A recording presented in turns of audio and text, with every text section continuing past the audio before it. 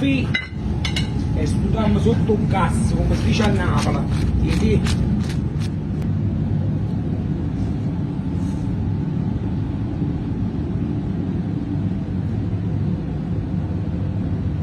E qui squisitezza.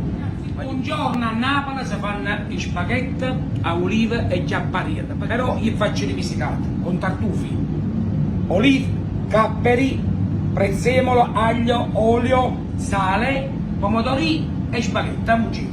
Da quarta volta li sciacquate per bene tra di loro, fate così, poi li sciacquate per bene, che in modo il tartufo è roccioso. Quando mettete nell'olio puoi scaricare un pochettino di sabbietta rocciosa e inguaiate tutte cose.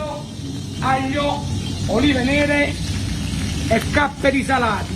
Non mettiamo sale perché i capperi sono salati. Un po' di prezzemolo e mettiamo i tartufi dentro e li facciamo aprire.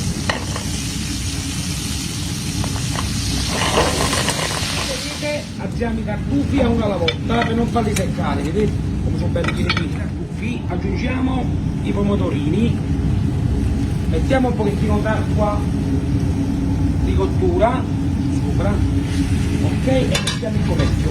Perché uvetti? Perché facciamo musciare tanto bello il pomodoro. Il petto meraviglioso che viene, aggiungiamo un pochettino di sale e poi ci caliamo le spaghetti a cascato, guardate. La pasta è quasi pronta, 2 minuti prima la alziamo come al solito, la mettiamo dentro e la facciamo finire di cuocere dentro al succhetto con i pomodorini che ora sta diventando crema. Guardate il calcio, guardate il succhetto sotto, che spettacolo. La crema, muovete. Qui e studiamo sotto un gas, come si dice a Napoli. Vedi? Mamma mia che sapore, guardate questi pomodori, il colore, guardate questi colori. Mamma mia, vedi?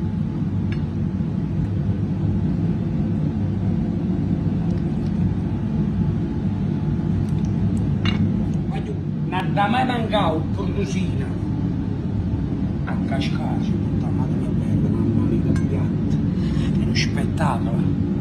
Mo' un momento più bello che l'assaggi.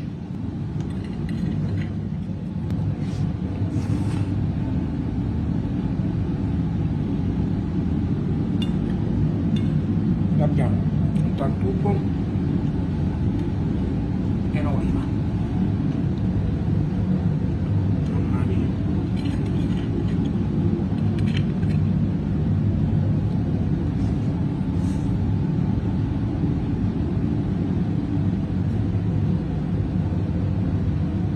Squisitezza.